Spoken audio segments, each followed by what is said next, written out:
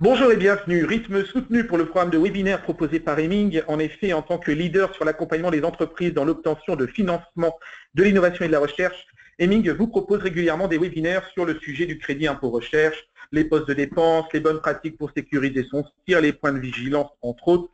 Rappelons d'ailleurs que les webinaires sont diffusés gratuitement sur le site web d'Hemming, hemming.fr, au cas où vous en auriez manqué un.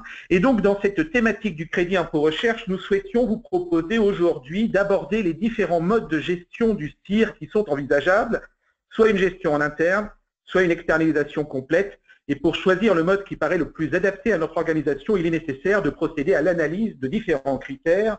Nous pouvons évoquer, entre autres, les ressources disponibles, le fait de savoir maîtriser le dispositif ou encore le gain qui est attendu. Internaliser ou externaliser la gestion du crédit impôt recherche, une alternative à ces deux modes de gestion, c'est la question et le titre de ce webinaire avec nos deux intervenants. Fabrice Gallois, bonjour Fabrice. Bonjour. Vous êtes expert scientifique et technique crédit impôt recherche chez Hemming, et David Rekangalt, bonjour David. Bonjour. Vous êtes responsable marketing stratégique et développement des offres chez Hemming. Avec ce webinaire, nous souhaitons vous fournir les clés pour diagnostiquer simplement votre process de gestion du crédit impôt recherche. Que ce soit une gestion en interne ou alors une externalisation complète, est-ce que cette gestion est adaptée à votre organisation et au budget disponible? Alors détaillons le sommaire de ce webinaire. Externaliser ou internaliser, quelles sont les tendances en cours? Comment choisir le mode de gestion du CIR en fonction de sa stratégie? Nous procéderons à une comparaison des modes de gestion. Savoir intégrer les paramètres externes dans cette gestion du CIR et enfin, quelle bonne pratique pour quel mode de gestion. Ce webinaire est un webinaire interactif. N'hésitez pas à poser vos questions en utilisant la fenêtre de chat qui apparaît sur la droite de votre écran. Je vous incite à poser vos questions tout au long de ce webinaire, ne pas attendre la fin pour que nous puissions y répondre tout au long de cette présentation. Nous démarrons avec vous, David, peut-être tout d'abord sur le positionnement du sujet de ce webinaire dans le processus général d'innovation d'une entreprise. Tout à fait. Merci Jean-Noël. Donc l'innovation est désormais considérée comme une condition de survie pour les entreprises. Elle contribue notamment à l'atteinte des objectifs stratégiques. Mais quelles tactiques suivre en utilisant les différentes briques justement de l'innovation pour aboutir à ces objectifs? Pour commencer, l'entreprise définira sa roadmap au travers de sa stratégie d'innovation. Au quotidien, c'est le management de l'innovation qui constituera le moteur permettant à l'entreprise de faire avancer ses projets. Ce moteur sera alimenté par un carburant spécifique, à savoir les financements alloués à l'innovation. Enfin, pour se repérer, l'entreprise pourra se guider avec des éléments de marketing de l'innovation ou encore d'intelligence technologique qui constituent une sorte de GPS pour l'ensemble de ce système et pour atteindre les objectifs. Le sujet qui nous intéresse aujourd'hui concerne le financement de l'innovation et plus particulièrement donc l'internalisation ou l'externalisation de la gestion du CIR. Pour commencer, voyons un peu, citons deux exemples sur deux périodes clés symbolisant la dynamique existant entre internalisation et externalisation. La première période concerne les années 90 et leur tendance à tout externaliser. Un exemple de cette approche se matérialise avec la R&D d'Apple, une des plus importantes capitalisations mondiales, dont l'investissement interne en R&D était minimal dans les années 2000, au profit d'une R&D externalisée. Pardon. La seconde période concerne les années 2000 et la tendance à la réinternalisation. Le coup de tonnerre qui a annoncé cette tendance est souvent rattaché à l'année 2004, où la banque JP Morgan Chase abandonne son contrat IBM, pour rappel 5 milliards de dollars sur 7 ans, pour réinternaliser plus de 4000 salariés et la DSI, qui est Direction des systèmes d'information, qui était rattachée au moment de la fusion avec Bank One. Finalement, en réalisant un état de l'art sur le sujet, on s'aperçoit que tous les métiers peuvent être concernés. La R&D, la production, la vente ou les services transverses. Il s'agit donc d'un enjeu stratégique pour l'entreprise qui doit décider si elle souhaite garder ou non le contrôle sur le pan d'activité concerné. Les critères de décision pour orienter le choix entre internalisation et externalisation sont au nombre de 3. Premièrement, on vérifiera la disponibilité des ressources pour mener les activités concernées ou maîtriser des outils spécifiques à utiliser. Deuxièmement, on s'intéressera aux compétences que doivent maîtriser les ressources, et ceci dans le but d'éviter les erreurs, les pertes de temps, donc les surcoûts. Enfin, la fréquence des tâches à réaliser permettra de s'assurer de la rentabilité sur chacune des opérations concernées. Autrement dit, pour l'entreprise, la question sera de savoir si des économies d'échelle sont réalisables par un spécialiste. Merci pour la présentation de ces tendances. Qu'en est-il pour le CIR, Fabrice? Alors, traduit au CIR, la première problématique sera d'équilibrer le besoin au regard des ressources et des compétences disponibles. Ce besoin correspond aux compétences du cahier des charges CIR, parmi lesquelles on peut distinguer le strict nécessaire, ou must-have, et ce qui est important, mais plutôt du registre optionnel, le nice-to-have. Les ressources internes et externes doivent couvrir à minima le must-have, quitte à revoir ses ambitions ou son budget. Illustration du must-have et du nice-to-have. Le must-have, c'est par exemple disposer d'un dossier technique justificatif à utiliser en cas de contrôle fiscal. Le nice-to-have serait de suivre une approche très sécurisée en disposant de ce dossier justificatif, mais par exemple au moment du dépôt de la déclaration CIR, finalement pour pouvoir sortir de manière sereine le dossier justificatif au moment du contrôle. Le choix du mode de gestion CIR est en premier lieu fonction des ressources. Soit je suis capable d'absorber l'intégralité des besoins de mon cahier des charges, à minima le must-have. Dans ce cas, je peux internaliser la gestion de mon CIR.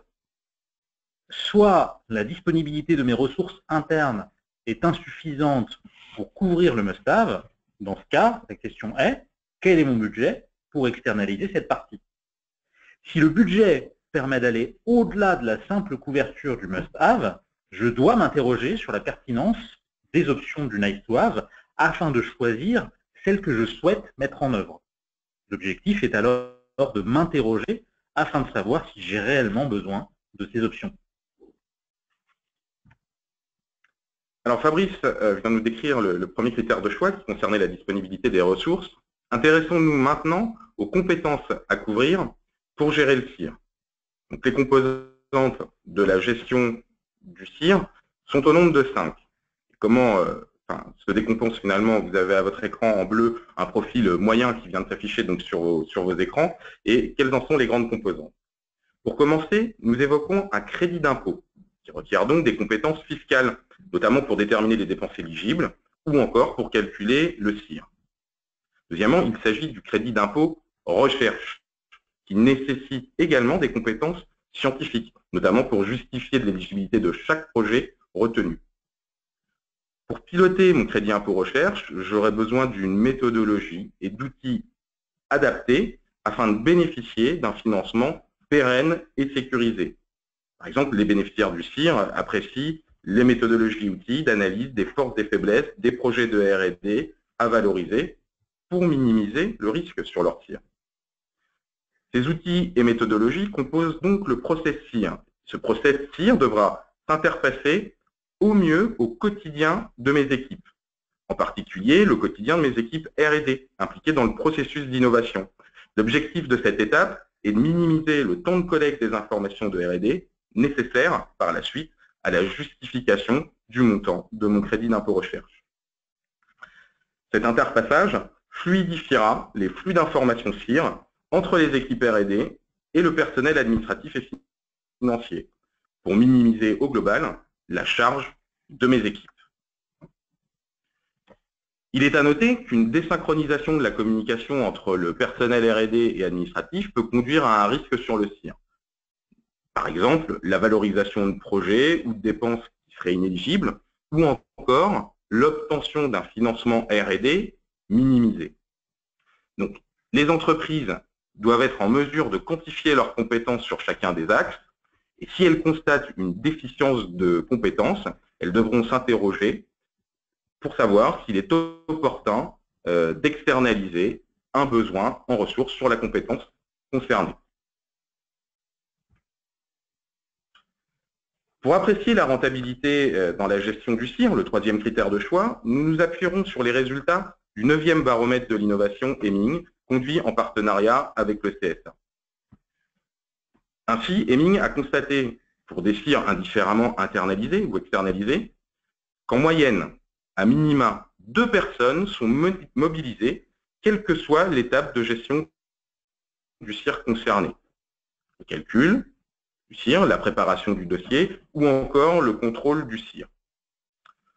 On notera, en descendant sur les figures qui se sont affichées à votre écran, que ce chiffre augmente avec les effectifs des sociétés interrogées. De plus, notez qu'au centre de l'écran, pour une entreprise de plus de 500 salariés, cette moyenne peut même grimper jusqu'à 7 personnes et demie pour la préparation du dossier. Nous avons également pu constater que la charge afférente à chaque étape est systématiquement jugée comme importante ou trop lourde par plus de 70% des personnes interrogées. Les portions violettes et bleues des camemberts qui viennent de s'afficher sur vos écrans. Ces différents retours tendent donc à montrer que la rentabilité des personnels impliqués dans la gestion du CIR apparaît comme entamée.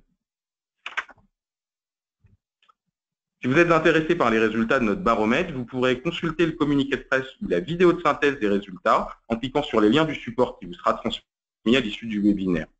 Dans le cas où vous souhaiteriez consulter le rapport complet des résultats, n'hésitez pas à nous adresser votre demande à l'adresse mail qui s'est affichée en bas de votre écran, finance-innovation@hemming.fr.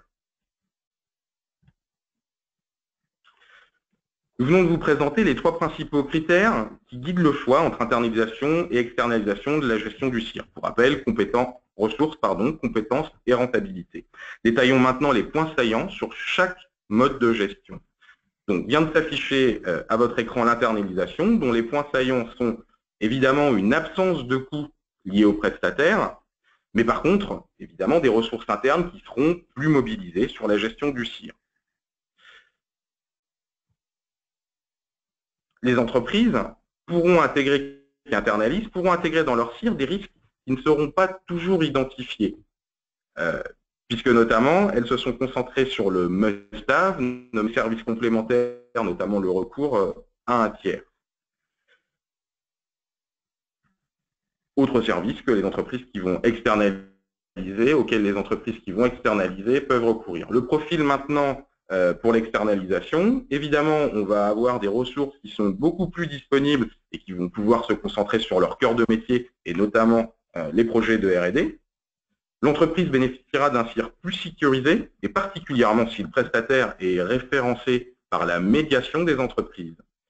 En externalisant, l'entreprise pourra, si elle dispose des budgets, mettre en œuvre bien tous les services optionnels que le prestataire, le partenaire, pourra proposer. Cependant, a contrario, ces bénéfices seront un coût non négligeable pour l'entreprise et dont il faudra tenir compte. Je rappelle que vous avez la possibilité de poser vos questions en utilisant la fenêtre de chat sur la droite de votre écran. D'ailleurs, peut-être revenir sur un point qu'on souhaite préciser. Qu'est-ce que le référencement CIR par la médiation des entreprises ? Alors, le référencement qui a été mis en place par la médiation des entreprises vise à distinguer toutes les organisations, les consultants, les experts, les cabinets de conseil en crédit d'impôt recherche et crédit d'impôt innovation qui s'engagent dans une dynamique équilibrée avec leurs clients. Dans cette optique, la médiation des entreprises, ainsi que les représentants des acteurs du conseil CIR ou C2I et les entreprises clientes qui ont mis en place ce référencement, ont souhaité intégrer des critères dits rédhibitoires pour l'obtention de ce fameux référencement qui constitue finalement les obligations minimales que les conseils CIR doivent remplir. Ils sont au nombre de 5, ces critères rédhibitoires, à savoir un devoir d'information sur le fait que le cabinet de conseil est référencé, un devoir de sensibilisation sur les règles fiscales applicables au dispositif, un devoir d'alerte sur les risques de remise en cause et leurs conséquences, un devoir de protection permettant d'assurer aux clients qu'une assurance professionnelle a bien été souscrite par le prestataire, et enfin, un devoir de communication des données, envers le comité de référencement. Ces 5 critères rédhibitoires s'accompagnent également de 11 engagements de l'entreprise référencée pour ses clients. On va citer 3 exemples, comme la présentation des outils de l'administration en lien avec les aides publiques en matière de CIR, comme le rescrit, la sensibilisation aux bonnes pratiques ou encore l'information en cas d'évolution des règles applicables et des nouvelles attentes des administrations. Oui, alors justement, ces nouvelles attentes, est-ce qu'on peut peut-être en savoir un peu plus? Quelles sont-elles? Alors, ces nouvelles attentes sont au nombre de 2 incontournables. D'une part, la sécurisation du CIR déclaré par l'entreprise et globalement la maîtrise du coût budgétaire global du dispositif. D'autre part, une appropriation du dispositif. Appropriation, on entend par là que le contribuable doit savoir expliquer par lui-même sa méthodologie de gestion du CIR. Pour répondre à ces 2 points, il est nécessaire de savoir anticiper au mieux les évolutions du dispositif. Chaque profil, internalisation ou externalisation, est donc plus ou moins adapté à ses attentes et à leur anticipation. L'internalisation permet une excellente appropriation du dispositif, mais ne présente aucune garantie de sécurisation maximale quant à la méthodologie déployée. De plus, travailler en vase clos n'est pas le meilleur moyen d'anticiper les évolutions. A contrario, une externalisation permet de contrôler la sécurisation du CIR et d'anticiper les évolutions du dispositif. Par contre, l'entreprise est tributaire de son prestataire quant à la partie d'appropriation du dispositif. Il convient alors de vérifier quels services sont mis en œuvre par le prestataire pour assurer la montée en compétences des équipes internes. En conclusion, il est possible d'allier le meilleur des deux mondes grâce à une gestion dite partagée. Du coup, il faut voir son prestataire comme un pourvoyeur, si on peut s'exprimer ainsi, de ressources et de compétences CIR qui couvriront le strict nécessaire de la gestion du CIR, ou must-have, et de services complémentaires CIR qui constituent le nice-to-have. À partir du moment où je connais la disponibilité de mes ressources et mon budget CIR, je vais jouer finalement sur la profondeur de mon cahier des charges et donc la couverture de mon besoin. Le delta précédemment identifié bascule, je suis alors en mesure de sélectionner les services du prestataire auquel je souhaite accéder. Concrètement, ces services doivent couvrir toutes les étapes de la gestion du CIR. Sélection des projets, calcul, justification, contrôle et process de gestion du CIR. Mais ils pourront aussi aller au-delà, en intégrant par exemple des aspects d'intelligence économique, stratégie et management de l'innovation, ou encore financement, afin d'améliorer la performance de la R&D. Illustrons maintenant l'approche que nous vous avons présentée avec un cas concret. Je suis une entreprise de taille intermédiaire qui déclare annuellement environ 1 million d'euros de CIR pour 10 projets portés par 10 personnes ou 10 chefs de projet en R&D interne, complétés par de la sous-traitance.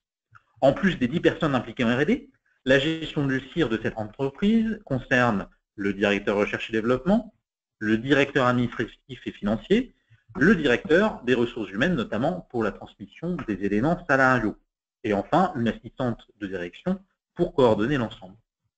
Les ressources de cette ETI lui permettent de gérer la sélection des projets et dépenses associées, le calcul du CIR et la justification scientifique. Par contre, elle s'interroge sur la qualité de son travail, mais également sur son potentiel d'amélioration. Elle souhaiterait également un accompagnement en cas de contrôle fiscal pour absorber cet impondérable et minimiser cette étape chronophage. Alors, pour répondre aux premiers besoins de l'ETI, qui, je le rappelle, était d'accéder à une expertise et à des ressources complémentaires pour valider la qualité du travail internalisé, l'entreprise va se poser différentes questions qui seraient celles que je vous propose. Je ne veux oublier aucun des projets éligibles. Je veux minimiser mon risque CIR en éliminant notamment les projets dont l'éligibilité serait. Et enfin, je souhaite un avis sur mon calcul du CIR et sur la présentation du rapport justificatif rédigé par mes équipes R&D. Alors, les différents points sur lesquels on va pouvoir s'appuyer sont d'une part la méthodologie et les outils du partenaire qui devront donc permettre de classer sans ambiguïté les projets R&D sur la base d'éléments factuels collectés auprès des équipes R&D.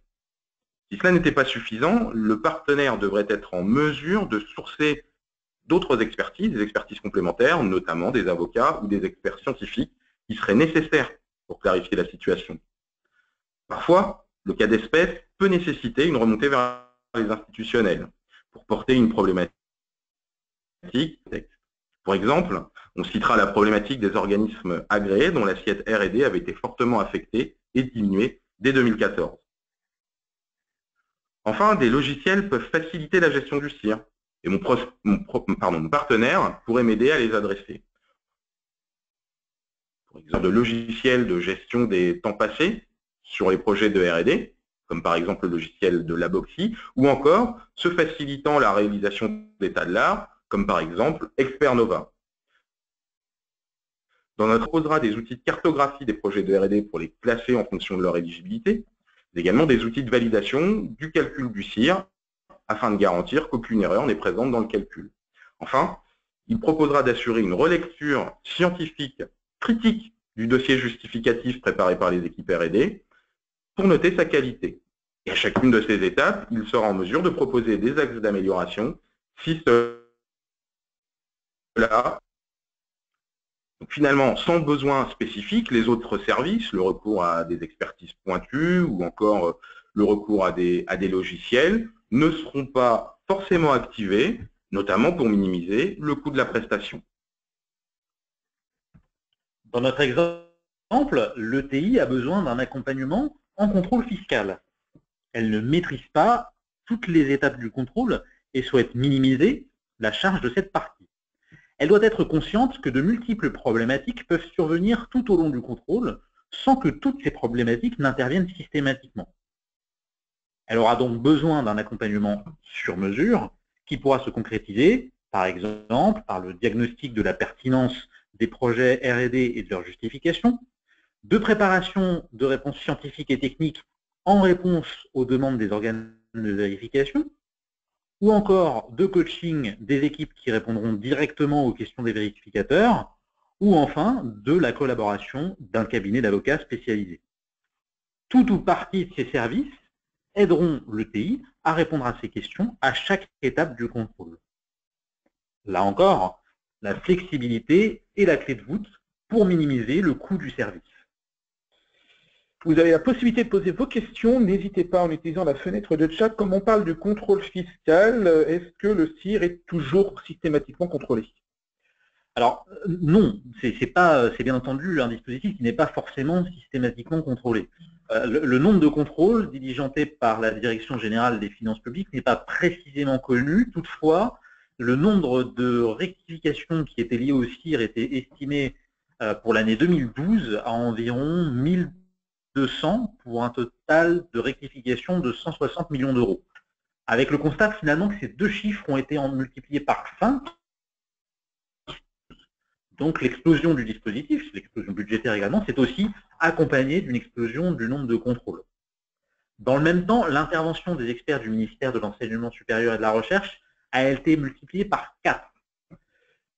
Globalement, pour répondre à la question, sur un total d'environ 20 000 déclarants annuels, le CIR n'est donc pas systématiquement contrôlé. Il résulte que bénéficier d'un accompagnement en cas de contrôle n'est pas systématiquement nécessaire, mais devient forcément utile lorsque le contrôle se produit. En résumé, nous avons vu aujourd'hui que les modes d'internalisation et d'externalisation de la gestion du CIR présentent tous deux des avantages et inconvénients au regard des attentes des administrations.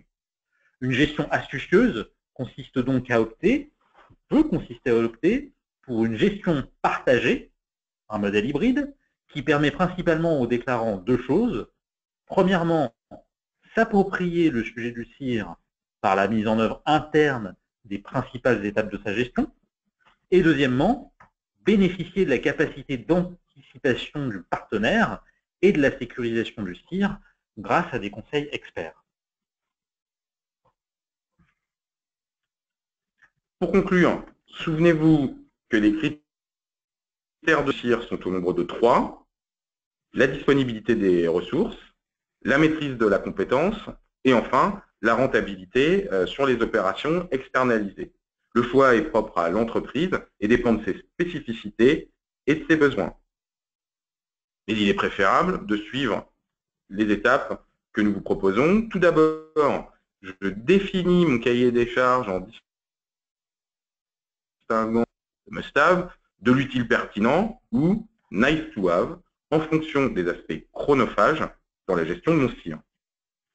Ensuite, j'identifie ce que mes ressources internes sont capables d'absorber. Par exemple, en ce qui concerne la sélection des projets, le calcul du CIR ou encore la rédaction de la documentation justificative. Le couplage des deux premières étapes va aboutir à une priorisation des tâches et à une distinction entre celles que je souhaite internaliser et que je considère comme stratégiques de celles que je vais pouvoir externaliser à un partenaire. Quatrième étape, je définis le budget que je peux allouer justement à cette externalisation et j'aurai donc à identifier le meilleur business partner en fonction de mes besoins.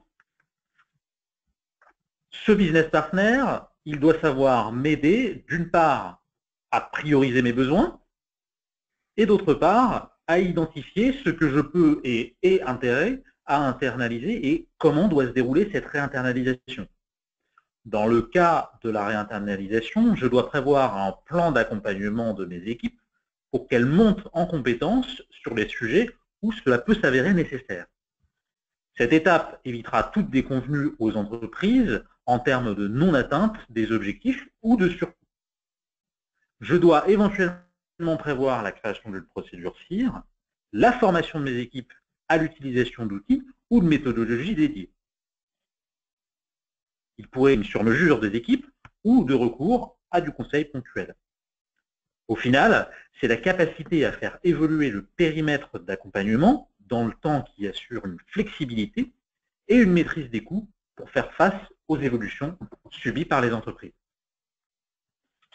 Merci messieurs. Fabrice Gallois, David Recangalt, les coordonnées s'affichent sur votre écran si vous souhaitez les contacter directement, tout en sachant que cette présentation diaporama vous sera envoyée automatiquement par retour de mail d'inscription. Vous aurez toutes les informations qui viennent de vous être présentées.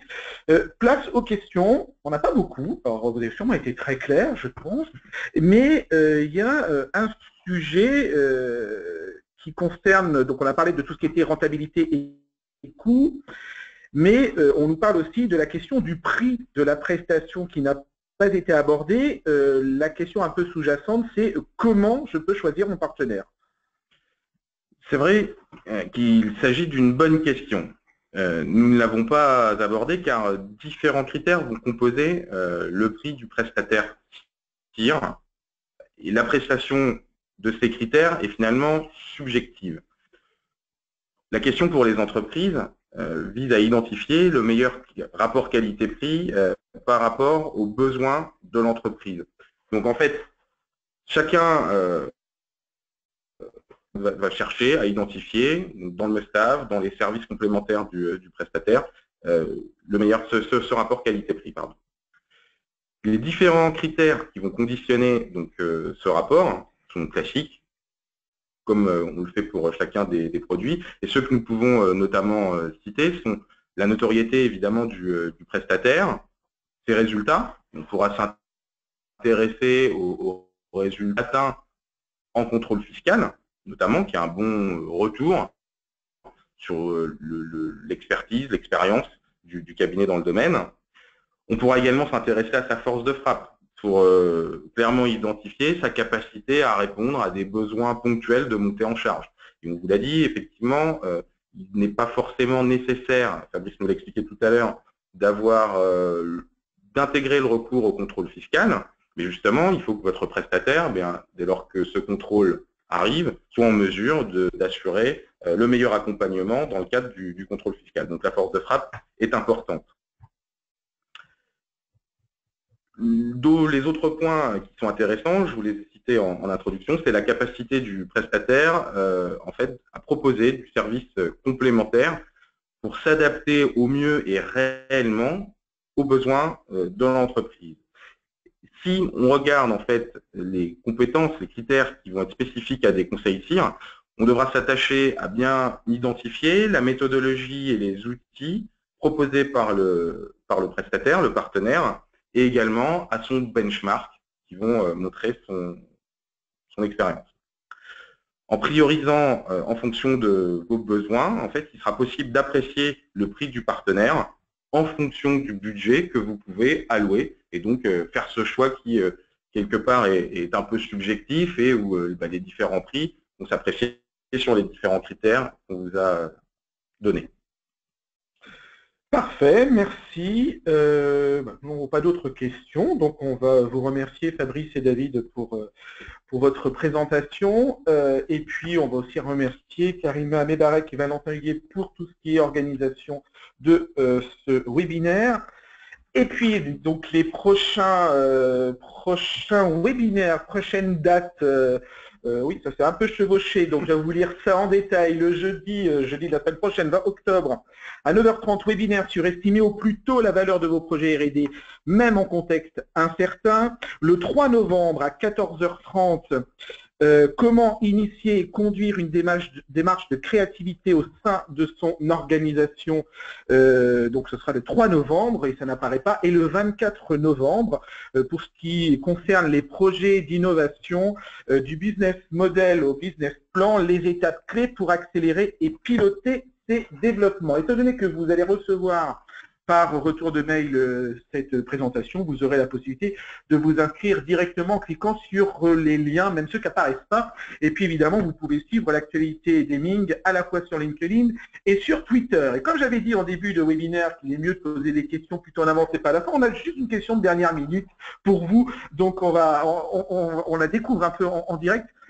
Bonjour, quelles sont les principales dépenses, schéma remis en cause lors d'un contrôle fiscal relatif aux dépenses crédit impôt recherche? Alors la réponse est assez claire en fait par rapport à cette question parce que il y a eu une commission d'enquête parlementaire sur le crédit d'impôt recherche dont sont cités certains chiffres tout à l'heure dans le cadre de la réponse sur les contrôles, la systématisation des contrôles fiscaux pour le CIR. Et en fait, ce fameux rapport d'enquête a classé les dépenses remises en cause sur finalement une sorte de top 3. Le premier principe remis en cause, c'est l'éligibilité même des dépenses, donc des projets, pardon. Donc à savoir, est-ce qu'un projet répond ou pas aux définitions de la R&D au sens du crédit d'impôt recherche. Le deuxième point remis en cause, c'est le calcul des dépenses de personnel. Finalement, qui est-ce que je dois intégrer dans mon calcul de dépenses de personnel? Autant les profils des intervenants, notamment il y a une grosse difficulté, ou en tout cas il y avait des difficultés importantes jusqu'à maintenant sur le distinguo entre le chercheur, donc l'ingénieur par exemple, ou le docteur, et le technicien, et notamment sur la définition du technicien, savoir quel est le réel rôle du technicien qui n'aurait pas de diplôme. C'est un poste remis en cause. Et enfin, troisième élément, c'est sur la justification des dépenses sous-traitées, donc sous-traitées à des organismes agréés au titre du CIR, qui doivent normalement se justifier comme une dépense en propre.